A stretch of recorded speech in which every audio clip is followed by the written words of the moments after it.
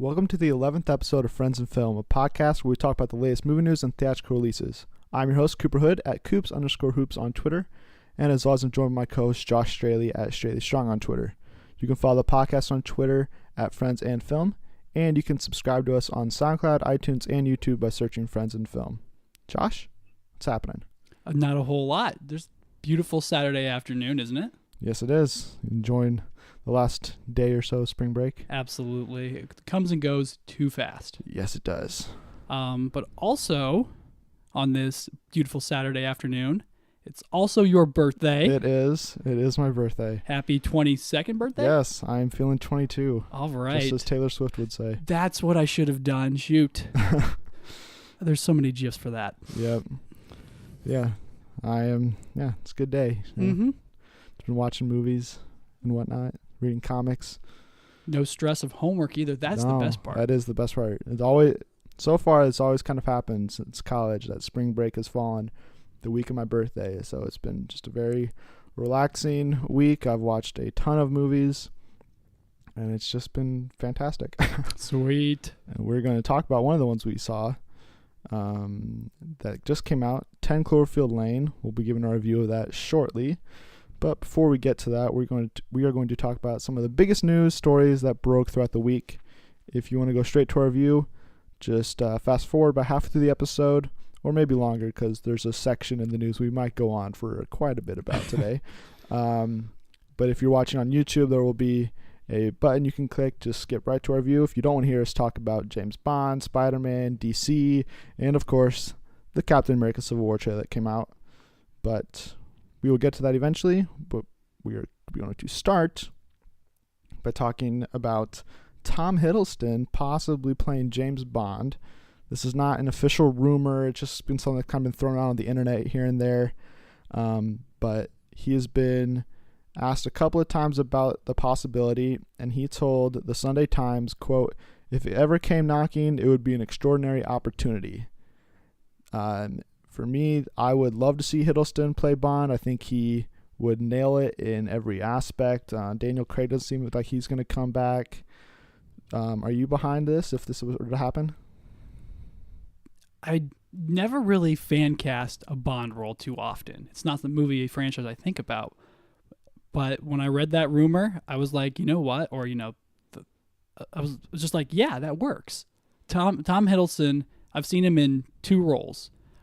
Soldier in War Horse, and his obviously iconic role is Loki. Mm-hmm. So him playing Bond could definitely work. Don't you think? Yeah, I think he has the look, he has the charm, he has just the charisma. Anything. I mean, he hasn't really done like a big like action role, which I mean, Bond is like kind of like the least actiony action hero, I feel like, because a lot of times he's a spy. So it would be interesting to see their kind of take with Hiddleston taking over and how that would go about happening. I know there's been a lot of talk of people wanting Idris Elba to play, which I'd be okay with as well. Either way, we could possibly get somebody from the Thor franchise as the new James Bond. Yeah, Idris Elba, I always liked that pick.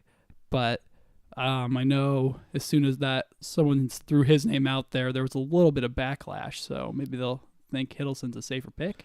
Yeah, I could definitely see that happening. And just like I said, like when I saw the rumor that Hiddleston, or the idea of Hiddleston being Bond, I was like, that's the perfect choice. Basically, I never thought of it, but yeah, I'm totally down for that if it were to happen.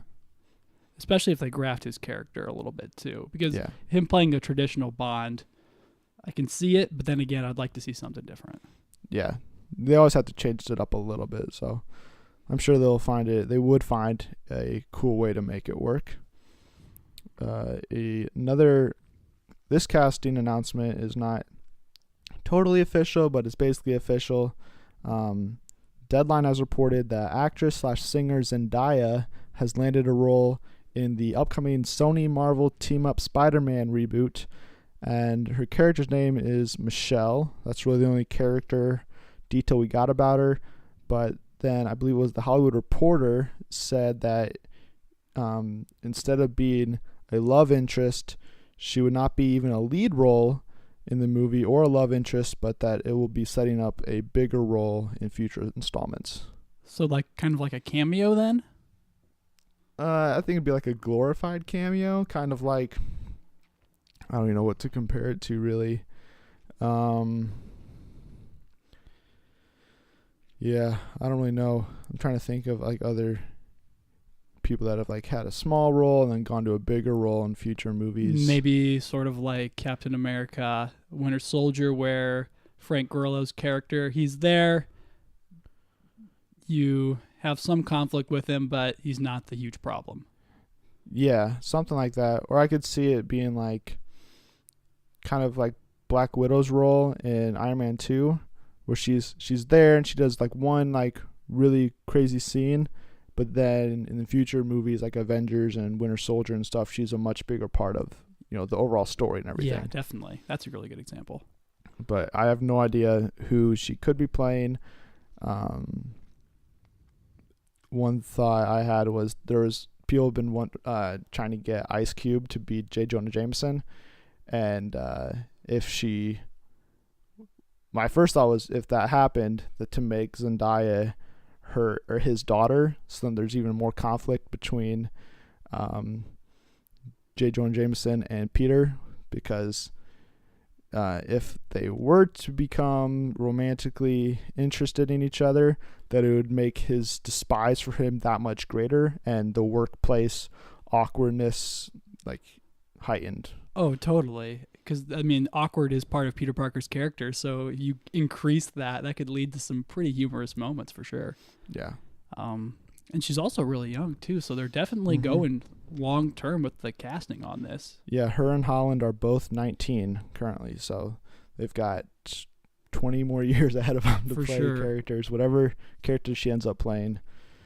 And speaking of J. Jonah Jameson, J.K. Simmons is not going to be going back to the role. I know he said last week, we didn't talk about it, but he mentioned that he would never say no to the opportunity to play J. Jonah Jameson, but that ship has definitely sailed at this point, as he has the Hollywood Reporter has revealed that the Oscar winner has joined the cast of Justice League as Commissioner Jim Gordon. Oh, wow. Man, I don't know how I feel about that. I mean, there's definitely some conflicting emotions for me, just because I wanted him to come back as J. Jonah Jameson, but at the same time, I didn't really know even if Commissioner Gordon would even be in the new DC universe or not. So to know he's in there and to have somebody like J.K. Simmons play him, I think is a great choice. So it'll be interesting to see him not be in BVS, but then pop up in Justice League in some capacity. It does make me really sad to know that he's going to be at least really limited in like his scope. So you don't think that he can't do both? No, I don't think either company is going to want like the confusion really. I mean, it's kind of one of those things where unless you're in a really bad or a really old superhero franchise, you're not going to go from one to the other. Like when Oscar Isaac maybe could, after he's done with Apocalypse, go and join DC or Marvel or something, just because he's covered in blue makeup, so he's not that recognizable in the role. But it's not like Michael Fassbender's going to go from playing Magneto to joining DC as Green Lantern or something. That's a terrible casting choice, but like that's just not going to happen, just because he's not, like, once you're recognized for that role, I think studios kind of like, okay, that's your shot at superhero stardom. Let's find the next person. Chris Evans made a good crossover, though. I mean, he's more recognized for Captain America than he is now for the Human Torch. Well, yeah, because the time difference, I guess. I guess, yeah. I mean, it was, I don't know, like at least 6 years probably between Fantastic Four and Captain America. At the least 6 years, yeah. And those movies were not critically well received or to the general public or financially or anything. So that's like one of those like rare opportunities where somebody gets recast, and then, or even like Ben Affleck's another choice, like Daredevil. terrible. I mean, I haven't seen it personally, so I have no idea, but it has gotten terrible reception, and his performance was, crapped on a lot. So him being Batman initially got a lot of scrutiny, but now people seem to be all on board, and there's only 2 weeks till you go see it. Definitely. It's sad to see that we won't see the second coming of a character that, I really loved back in the day, but I'm sure he'll crush it as Gordon. Yeah, I think so as well.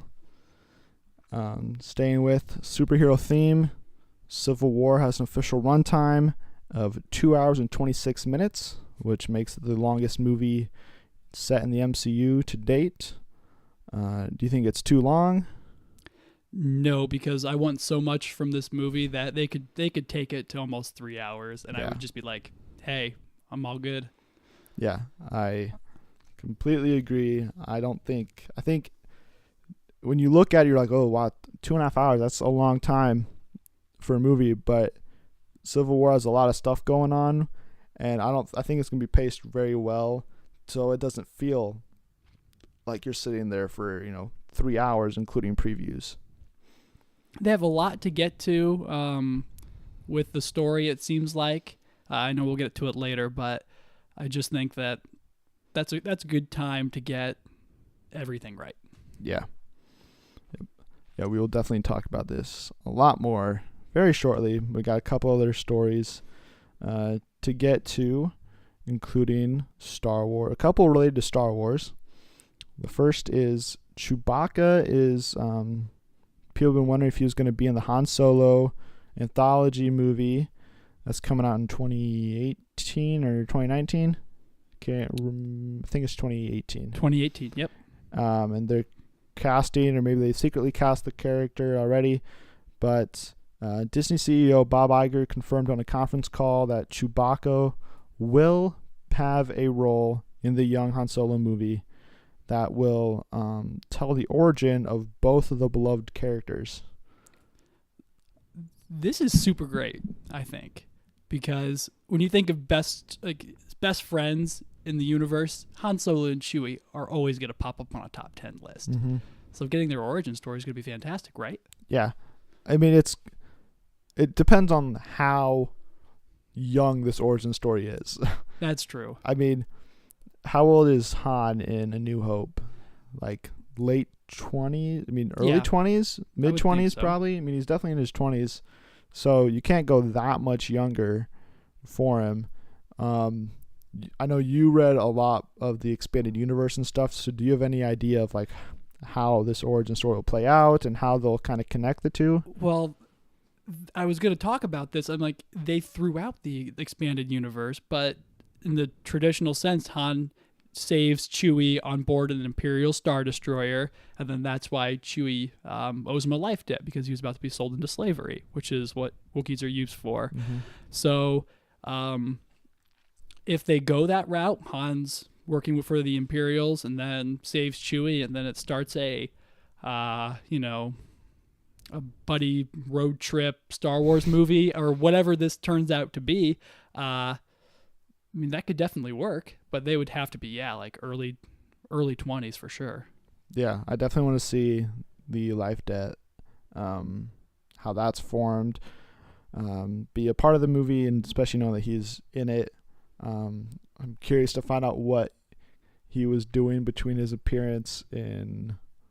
Was he in Clone Wars, or was it 3? In episode 3, you get a glimpse of them on he's Falcon. like no, when Yoda visits Kashyyyk.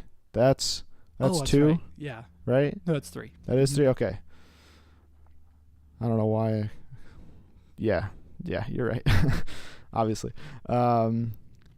So seeing how, like, what he's been doing between that point and being kind of like just basically like a warrior secondhand, and he has a relationship with Yoda already, to whatever he does to get in trouble, and maybe Han rescues him, or maybe he rescues Han from something. I don't know how it's going to play out, but it is good to know that we'll get, some young Chewie action. Yeah, I'm really eager to get the casting for Han Solo, and then once that's picked out, then you can kind of see where they're going to take this movie. Yeah. Yeah, once they get the young Han cast, I'm still hoping it's Taron Egerton. Because Phil Lord's directing, right? Is it Phil Lord or Chris Miller? One of those two is deeply involved. I know they're both writing it, but I can't remember if they are actually the ones directing or not. Because I can't shake the idea of a 21-22 Jump Street feel from this movie. That'd be a little weird, I think. Well, obviously with a little bit more Star Wars drama. Yeah, it's got to be, I think it's got to be a lot less, not a lot less comedic than, the Jump Street franchise, but it can't be, that many jokes in there. I want it to have a more, kind of a serious-er tone, but, we still get to see the, the really quick jabs that Han's like famous for, and just throwing out one-liners left and right. Yeah. And then Chewie doing whatever Chewie's gonna do. I don't know. For sure. We also got some very interesting casting rumor that after her breakout role in Star Wars The Force Awakens, Daisy Ridley is one of the hottest names in Hollywood, and while she's still working and currently filming episode 8 of Star Wars, she may be lining up her next franchise, potentially, as Deadline has revealed that she is, quote, in the running to play Lara Croft in the upcoming Tomb Raider reboot. First off, do you want to see Daisy Ridley in the role? Yes, I want to see Daisy Ridley in the role. I want to see Daisy Ridley in every role. Yes. You know what I mean? I think she's great. You're good with this then? Yeah, I like right when it happened, I was like, I haven't seen the Angelina Jolie Tomb Raider movies, but I was like, okay, like Rey in her like Jakku garb, kind of in my head is like an image of what I want the Tomb Raider movie to be like. Is Daisy Ridley as Lara Croft going on adventures and doing whatever she has to do. But at the same time, while I am excited for this, hopefully it doesn't mean that she's going to be done with the Star Wars movies after episode 9, because I was hoping she'd be around for the next trilogy as well.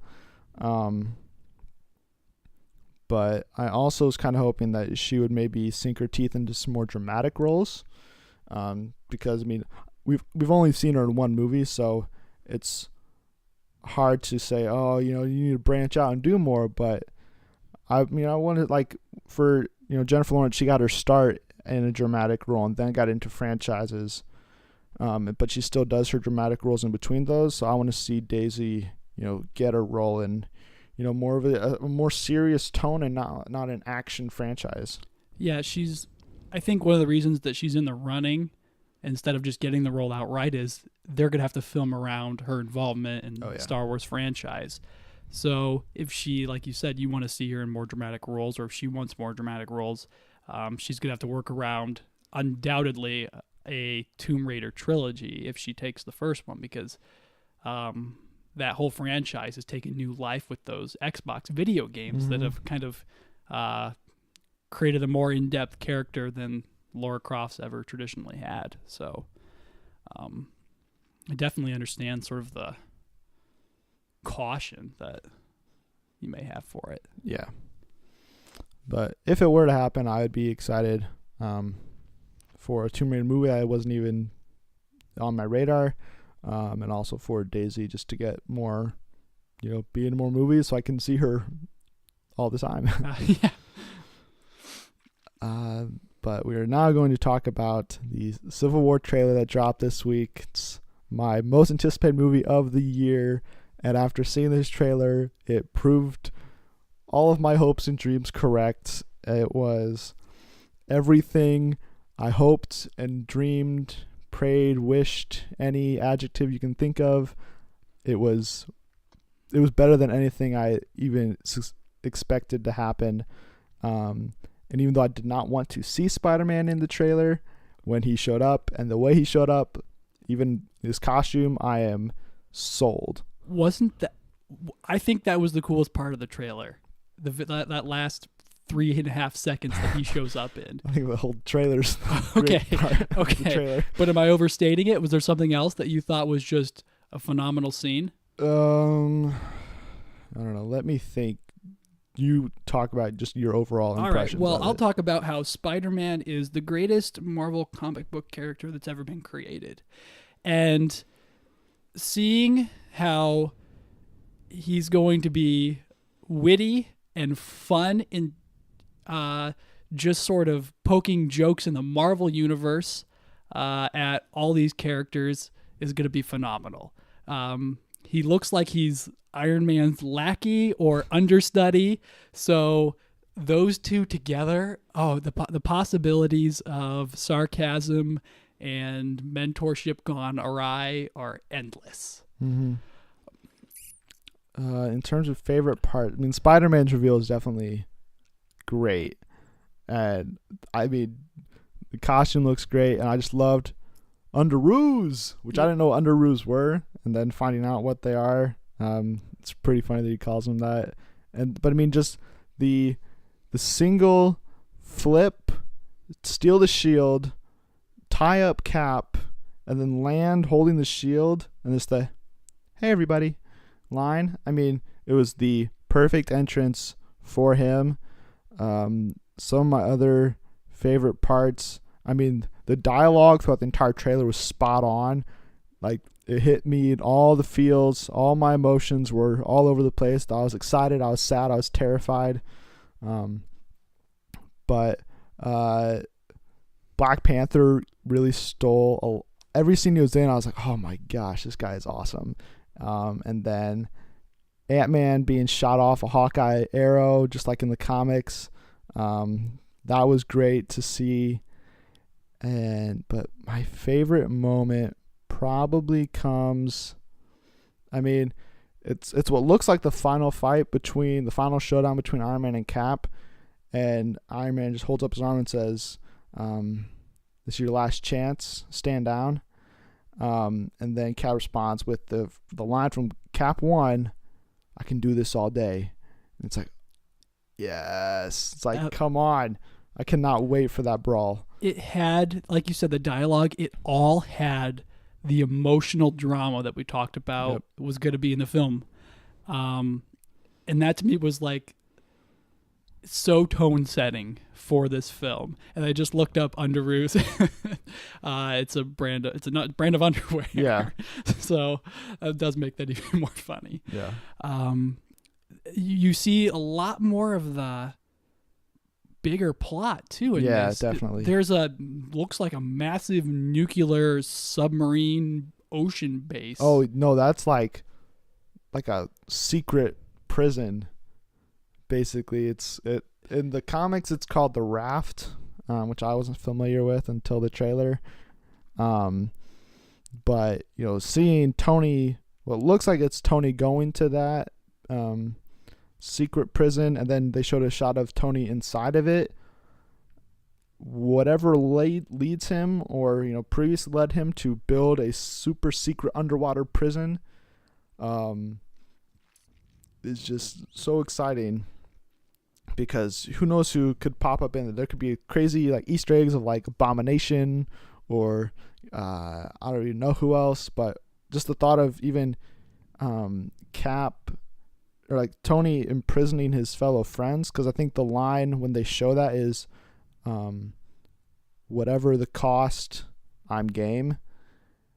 And then they show the prison. It's like, oh, he's willing to, go all out. He's not afraid to, really defeat all of his friends and break friendships. It looks like they've got Bucky in there too.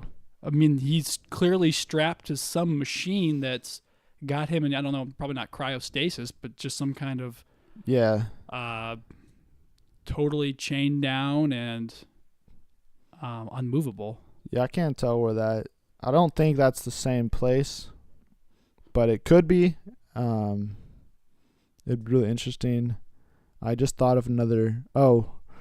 Rhodey getting shot out of the air. Like they show it, and it looks like a laser beam. Basically, it kind of looks like something Vision would fire, shooting him down, and then Tony's reaction was just as good as it's been in the previous trailer and the teaser. Mm-hmm.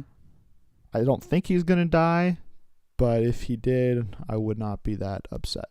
Oh, you don't. Oh, Don Cheadle is. I love Don Cheadle, but I mean, just the War Machine character hasn't been like that impactful in the MCU. And if they have to kill people, I don't want them to be my favorite characters. Sure, and his death impact on Tony would set the tone for everything else. That definitely shake things up. Oh man, you see Crossbones get some action on get a couple punches on Iron Man there. No, he fights Cap. Crossbones doesn't fight Iron Man in the trailer. Oh, did I say Iron Man? I meant Captain America. Yeah, he gets a good one or two punches on Cap and sends him hurling across. Yep. I don't know if we're going to see that drawn out or not because I think it's a longer fight sequence. They showed it at Comic-Con or D23 or something. Yeah. And like a 10-second clip of that fight leaked online, and I watched it a couple of times. It was great. There was so much in this trailer that, I mean, obviously I'm so excited about Spider-Man, but I don't need any more. I probably want more, but I am just so ready to see this movie. Yeah, I'm hoping this is the last one and that they don't bombard us with TV spots with brand new footage. But one of the other, I mean, there's 100 great moments in the trailer. Every scene's amazing. But when Scarlet Witch uses her powers to bring down Vision in Avengers headquarters and just kind of like sinking him into the ground, like that right there, and that's probably right before they choose sides. I'm guessing Vision's probably like trying to like reason with her and tell her, no, you don't side with Cap. Like, you need to be with us. And Team Iron Man's loaded. I mean, you got Iron Man, War Machine, Vision, Black Panther, Spider-Man. I mean, and Black Widow. She's great, but she's not like crazy powerful.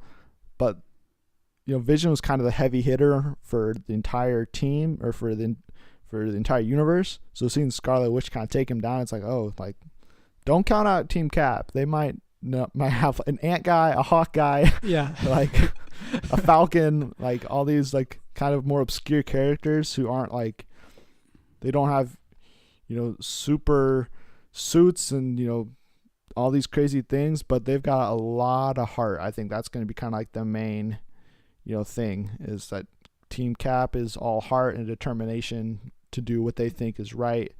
And I'm still really interested to see how some of the characters choose their sides, because like Jeremy Renner said in an interview recently, like he sides with Cap just because Cap's the one that calls first. It's like, all right, that's pretty. It's not that exciting, but I'm sure there'll be. I don't know. He could be totally lying and just kind of playing it off. Mm-hmm. It sounds like him and Black Widow are going to have a little bit of a love interest, emotional side quest too, or their friendship's got to have a breaking point too. Yeah, they won't be romantic. I think they've passed that point. Hawkeye's got a family and kids and stuff.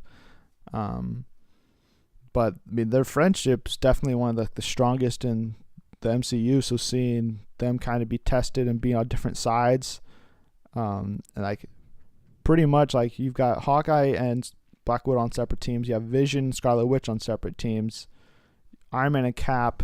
Like the only way it'd be even more different is if Falcon and War Machine switch sides. So then you'd have Falcon against Cap and War Machine against Iron Man. But that's definitely not going to happen. All right, I have a question about the most controversial issue. Okay. From the trailer, though. Spider-Man's mask is able to squint. Yes.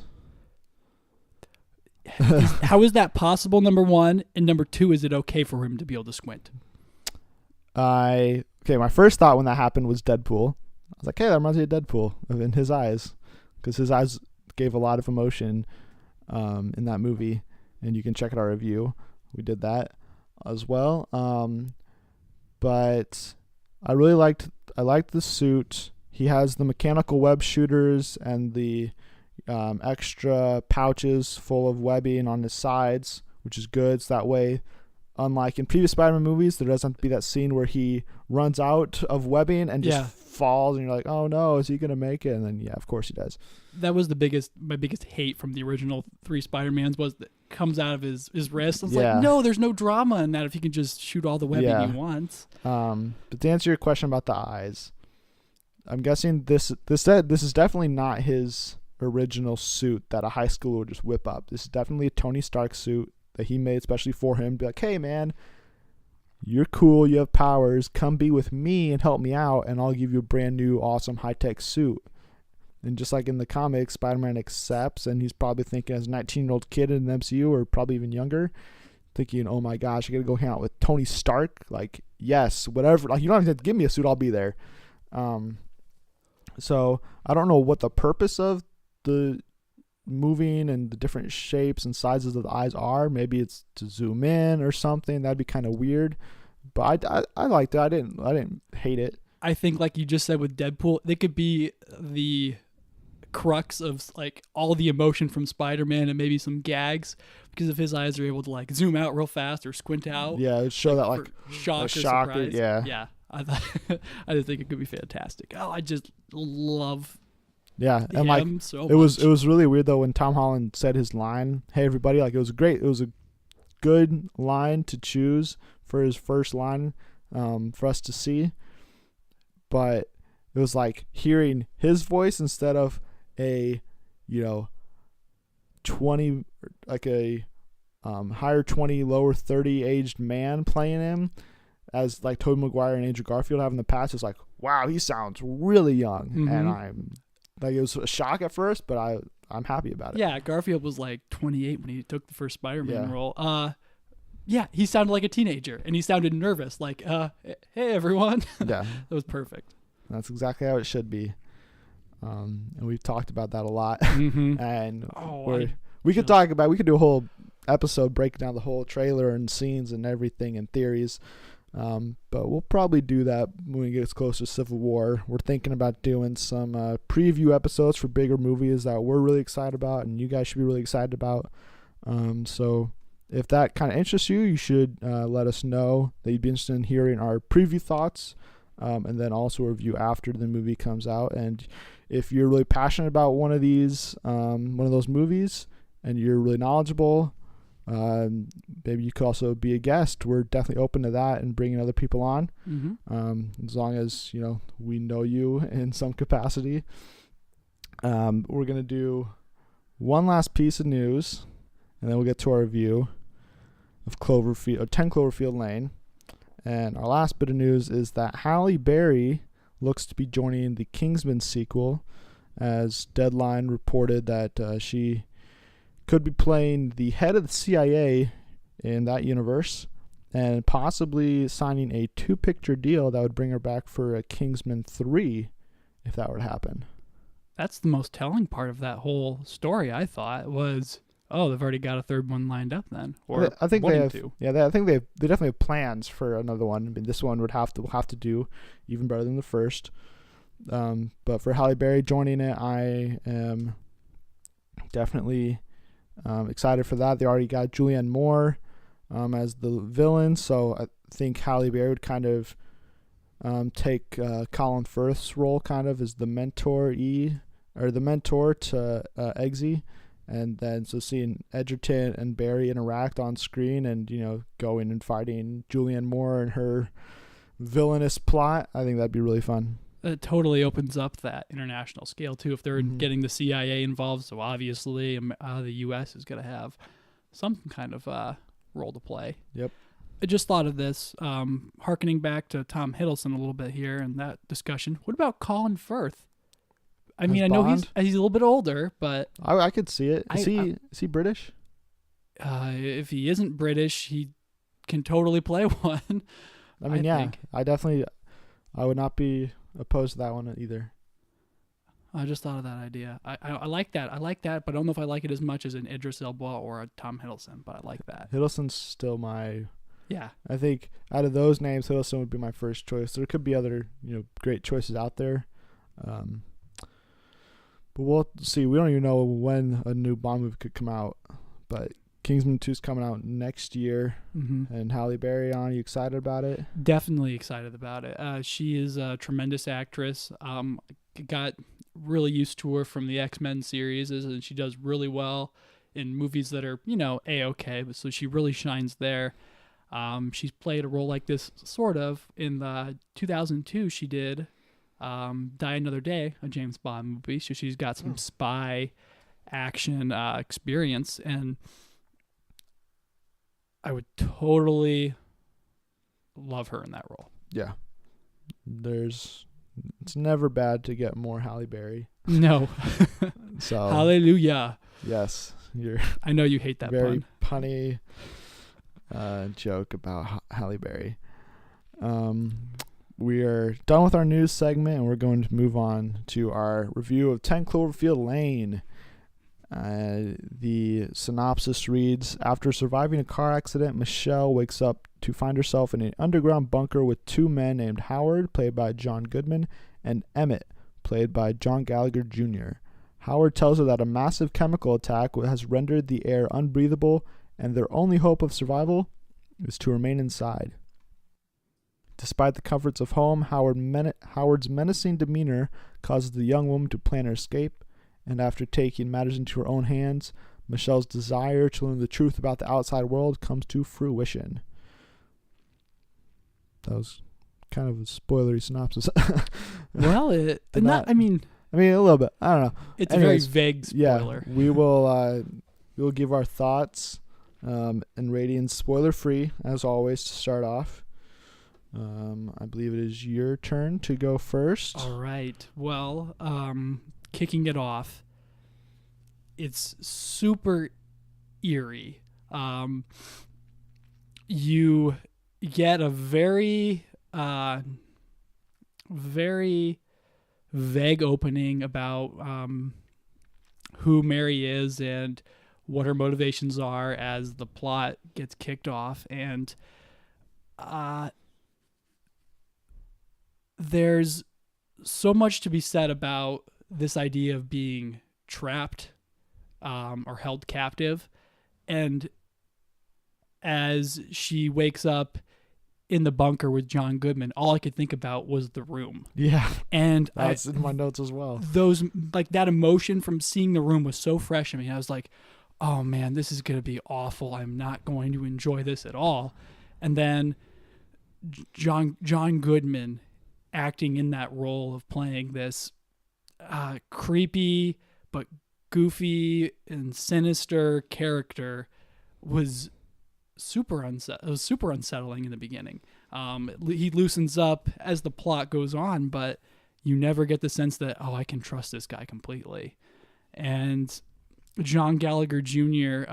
Playing a country boy only adds to the kind of odd atmosphere that goes on in the bunker. But it's a movie that keeps you guessing, like, all throughout it, because it makes you think one way and then leads you another path only to steer you over again.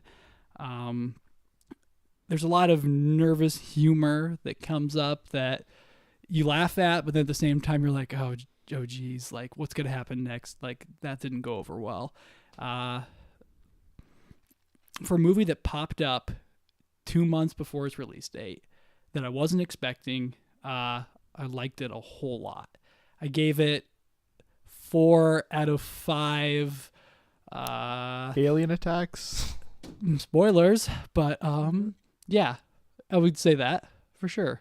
I mean, yeah, it's set in the Cloverfield universe, so Anything's possible in that. yeah, you have no idea. Or we just do 4 to 5 bunkers. Bunkers. I already said alien attacks.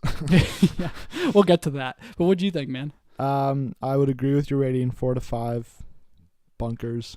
I thought, just like you mentioned, The Room, Room. Oh, that's right. I had a very similar. I got a Room vibe for the first 30 minutes or so, as Michelle's kind of figuring out what's happened to her and everything. I loved the opening. like the opening like 2 minutes or whatever, where it's just Michelle, and she doesn't talk, but there's music overplaying and she's talking. You just kind of see her make different decisions, and like without having to say a word or anything, I totally understood who she was as a character in 2 minutes, and that was, I thought, great. I was watching, I was like, okay, she called off an engagement or something. And I'm not going to count these as spoilers because it literally happens in the first 2 minutes of the movie. And then you see her, she has drawings and fashion and stuff. She has interest in fashion. And then it shows the shot of, it's like, I think, pen and markers, and there's a bottle of alcohol, and she walks past it, and the alcohol disappears, but her markers and stuff stay where they are. And you're like, okay, well, she's choosing to drink instead of to draw. So that's an interesting choice. And then it just shows her leave, and a engagement ring is left on her desk. And you're like, okay, she's been through a lot. Yeah. And I understood everything about her in 2 minutes without her having to do anything. I thought that was just a great choice by director Dan Trachtenberg, just to kick off the movie. The tone was super creepy, and I think that's kind of both this and Cloverfield had the same sense, where you're insanely nervous about the characters, even though you don't see, the threat for the majority of the movie. Like the tagline for the movie was like, monsters come in many forms or sizes or something. And Goodman was definitely a monster, and he portrayed that monster incredibly well throughout the entire movie, and definitely at the beginning, like you said, I got a really eerie vibe from him. Not want to trust him. I didn't want him to be anywhere near Michelle. And then when Emmett shows up, I was like, is he in on this? Is he not? I don't know. Can I trust him? We'll have to wait and figure out what his deal is. That's probably all I want to say without getting into spoilers about the ending and connections and stuff. It was like a psychological thriller without 1,000 twists and turns. It was maybe 4 or 5, but each one of them leads you all the way in the direction that it takes you before it turns you back around again. Yeah. And that's what I thought was so well done. I mean, this is Dan Trachtenberg's directorial debut, and I thought it was tremendously executed in almost every way. Yep. I mean, he's a J.J. Abrams prodigy or trainee. I don't know what the correct term you'd use, but understudy, whatever. So it's not that surprising that somebody out of J.J.'s wheelhouse could do something like this. I mean, look what Matt Reeves did with the first Cloverfield. That was really good. And then he went on to do one of the, I can't remember if he did Rise or Dawn. He one of the Planet of the Apes movies. I think it was the newest one, which was Dawn. Yes. I don't know. Yeah, Dawn. So and I really like that movie as well. So I'm looking forward to see what Trachtenberg does in the future. And the cast, I thought they were all great as well. Yeah, I've known John Gallagher Jr. from one other role, and he plays the exact opposite. He plays an executive producer in the newsroom, and then he goes right to playing someone a little bit more or less complex at least seemingly. And he kills it. I really thought he was from, Southern Alabama, Louisiana. Yeah, that was my first exposure, as far as I know, to Gallagher. But I really liked him. Same thing with Mary Elizabeth Winstead as Michelle. I'd never seen her in anything, to my knowledge. Scott Pilgrim? No, I've not seen Scott Pilgrim. Oh, yeah, she's tremendous in that. So, I thought she was great. And, Goodman, I've seen him in a lot of stuff, and he's great once again. I've seen him as like a mob boss, but he was scary, like menacing. He wasn't like, oh man, I'm just creeped out by him. And I've never been more creeped out by John Goodman than in that movie. Yeah. I think it's good time moving to spoilers about the movie. It's kind of hard to talk about the plot without getting into spoilers. Yeah. I might have already revealed one. Yeah. Well, I mean, hey, accidentally. Who knows? you're listening this far. It's spoiler time. Yeah. But it has the Cloverfield name to it, but there's no like connection, which really bugged me. Yeah, there's no actual story connection. It's a quoting J.J. Abrams, blood relative, whatever that means. Well, like I don't even know why the first movie was called Cloverfield, because it's not set in Cloverfield. I don't know what the word Cloverfield means. It's at the beginning of Cloverfield, the first one. Mm-hmm. It's a designation. Remember, it's the designation given to the incident of the area now known as Cloverfield. Oh, okay. It's like an NBA. It's a NBA, a FBI, CIA case filing. Okay. Yeah.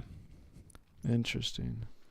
Yeah, because then like going from like Cloverfield to 10 Cloverfield Lane, and I was like kind of trying to figure out if there were connections, but then like there is another. It's another attack on Earth. This one's a much larger scale, Mm-hmm. as far as we know, than the first Cloverfield. And then like when like the virus that was going around, and then when that one lady ran up to the door when Michelle was trying to leave, and she had like a scar on her forehead, and then she was like bleeding and everything. And so I was wondering, is that like a different take on the bite from the first Cloverfield, where those really creepy, nasty little crawler things would bite people and then they would get sick and explode? So I was thinking that was kind of the tie there, but then that wasn't the case at all.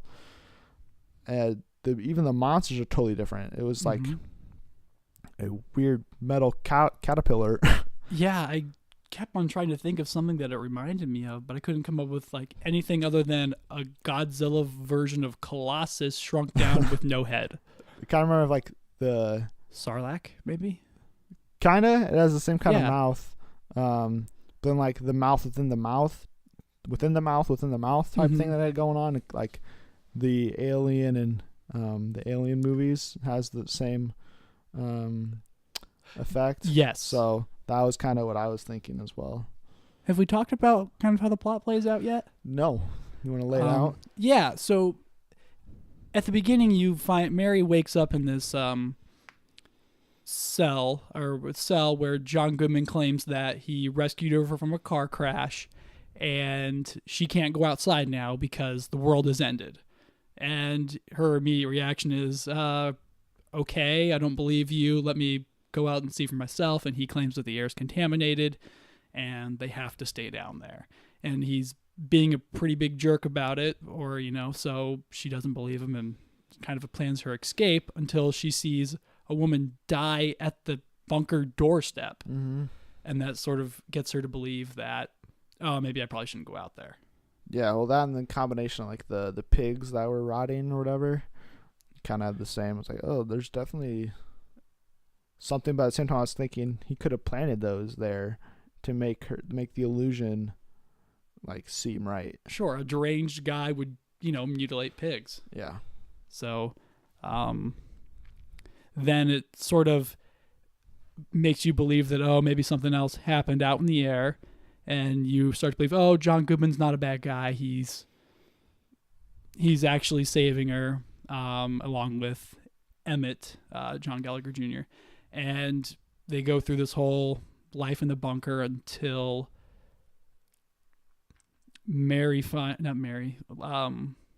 Michelle finds help scribbled on the inside of the bunker. Yeah. And that causes her to believe that John Goodman's character is actually insane. And that means she starts to plan her escape until everything escalates and she's the only one surviving and gets out of the bunker only to find aliens. Yeah. Well, even like the moment where she gets up and she looks outside, and after that, I think it was either right before the crazy girl got up to the door or afterwards, but she looks at his truck and she sees the paint scrapings on the side, and then she's like, and then it kind of has that flashback to her crash, and then you're like, he's the one that wrecked her, and then he comes clean on it like 10 minutes later. You're like, okay, that it's not surprising. And then when they kind of, build up that trust and everything, then you find out that the girl that he said was his daughter this whole time, he'd actually kidnapped her a couple years before and definitely killed her, which causes you to go from, okay, well, maybe maybe Goodman's character's actually telling the truth, and instead you're like, oh, never mind, Howard is definitely nuts and a psychopathic killer. And then when he yanks out the barrel of hydrochloric acid, yeah, oh my gosh, he goes Breaking Bad or Walter White on Emmett, John Gallagher Jr., and it's like, holy crap, man. He's totally not telling the truth. He is a psychopath. Yeah, at that moment, I was like, right when you pulled that, I was like, if that is, what was it, hydrochloric acid or whatever it is? Something, yeah, I believe that's what it is. And then when he just straight up murders Emmett right in front of her, I was like, no, that was not okay. Mm-hmm. Like, I was kind of sitting in the theater, like, I was into the movie, and I was kind of resting my head on my arm watching it, and then the shock goes off, and I just kind of went back in my seat, and I was like, in just total shock for like 30 seconds. And I was like, he actually just did that. This guy's insane. She needs to get out now. Yeah, and then he cleans himself up, shaves off his musky beard, and looks like a family man, and it's like, run, Michelle, run. Yeah, and then when she burns him with the acid, and then he's like still walking around, I was like, oh, this is so gross. Yeah. But it wasn't as gross as I was expecting to be like Two-Face. Absolutely. Basically. And that was a really great point too. Like they did it really tastefully, so like you feel creeped out by it, but in reality they don't show too much, like, no.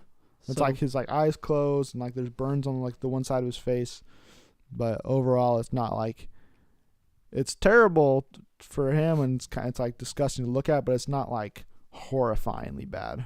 Right. And then, she gets out eventually, and then you realize, okay, John Goodman was insane, but he was also right. Yeah. There are Martians, or there are aliens attacking Earth. Yep. But it was also like right when she gets out there, and like you're like, don't take the mask off this him. You're like, no, take it off. See if he's right or not. And then she takes off and he's fine. You're like, see, obviously he was lying. And then you see the weird ship off in the distance, and then she rips her rips her leg, and then just everything, the attack ensues. Yeah, it was just really bizarre ending. For sure. She ends up making a Molotov cocktail, tossing it into the bowels of the ship. It explodes. She survives, and then she kind of starts to drive off into the sunset until hearing an emergency announcement on the radio calling for help in the city of Houston, slams the brakes, and then drives off to go save others or the city. Yeah, well, she has like that momentary, brief moment of like conflict where it's like, if you're a survivor, go to Baton Rouge, but if you're like trained and experienced in nursing or something, go to Houston and help us. And conveniently enough, she's right by a billboard that says Baton Rouge in Houston. Yeah. So she had two choices, and then she ends up choosing Houston, which, does that mean they're going to make another Cloverfield movie? I know Bad Robot already has like another like movie in the works, so who knows? There could be a third Cloverfield movie within that world coming out. But at the same time, it's like, I didn't know what to expect, like in terms of like connections for this movie. And if they make another Cloverfield movie, unless it has Mary Elizabeth Winstead coming back as Michelle, I'm going to expect there to be no connections. And basically the Cloverfield mantra is just a name brand that means monster movie. Yeah, I couldn't figure out what the relationship was between them. Well, I don't think there is one.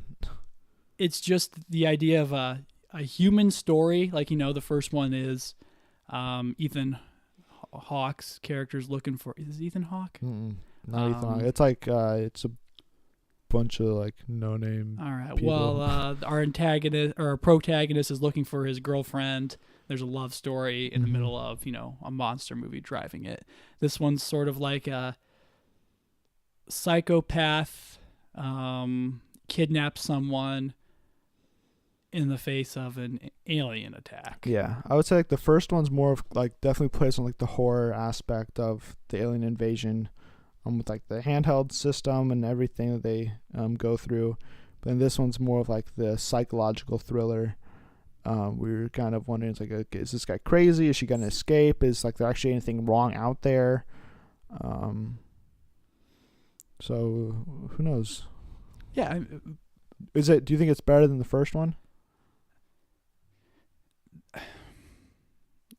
I would say they're the same. I don't think one surpassed the other in my mind because they're totally different. Yeah. One's a POV, the other's, third person. Yeah, I think 10 Cloverfield Lane is slightly better. I would give the first Cloverfield movie a 3.5. Yeah. Out of 5.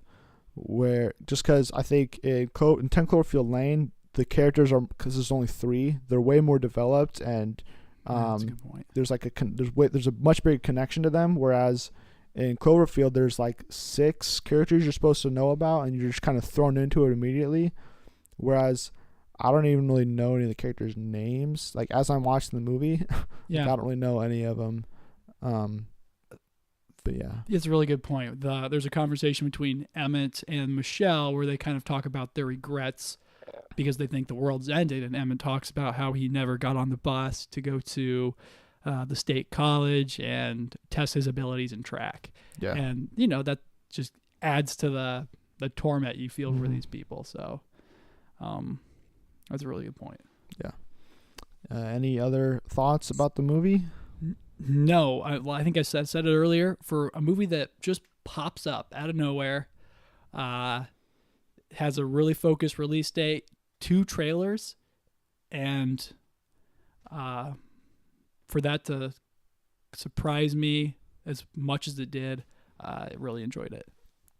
Yeah, I would definitely agree. So we got our first announcement trailer with 13 hours, right? The premiere 13 hours, that when it came out. So Yep. early January. So it's literally been 2 months since the movie was made like public knowledge.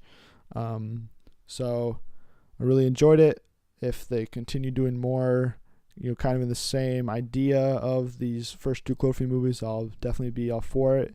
I'm looking forward to see what Trachtenberg does in the future. See if he gets some bigger franchise. I would not be surprised if Star Wars, DC, or Marvel are calling him to be like, "Hey, come do episode 10 of Star Wars. Come do I don't even know what else is out there, but Spider-Man. they've already got a director. Dang it. Maybe a sequel. Please. You could do the Venom spin-off movie. Yeah. Oh, I think that's another thing. That's a huge takeaway. Dan Trachtenberg did phenomenal. Yeah. I would totally agree. He was, he is something I never heard of before, but then like I read his name before going in the movie, and then the first 2 minutes, like I mentioned earlier, I was sold on him as the director because his choice to do the opening sequence, no words, and then her first words is her phone call with her fiance or husband. It's not really, I think it's fiance, and then the breaking up and introing the title cards and stuff as the wreck ensues. So it's like wreck, silence, show 10 Cloverfield Lane, wreck, show names, then continue with the wreck and stuff. Yeah, the cross genre here was executed awesome. Yeah. But that is all our thoughts on the movie, I believe. And that means it's the end of this episode of Friends in Film, our 11th episode. Made it to double digits, and we're just gonna keep on going. I was trying to think of a movie franchise that had 11 titles, but I don't think there is one. No, not yet. I mean, if you include the MCU, there's 11 movies in the MCU. That's true. We are officially the length of the entire MCU. Yeah, not in terms of hours. But No. we'll get there eventually. During our time away, be sure to tell us your thoughts on everything we covered by tweeting us at Friends and Film. We will receive updates on the podcast, movie news, and more. You can also, send us questions that you have. So, we didn't have any fan questions this week, but we always appreciate answering fan questions. As long as they're movie related, we will do our best to answer them. You can follow me personally on Twitter at @Coops_hoops. And you can follow me, Josh, at Straley Strong on Twitter. And if you're listening to this on YouTube, SoundCloud, or iTunes, please subscribe, like, share, give us a thumbs up. And if you like what you heard and you are on iTunes, it would be really great if you'd give us a 5-star review, just to give us some more, help push us in on iTunes where more people could find us. And it will make you eligible for a giveaway that we will announce in a week or two. So please do that. It would really mean a lot to us.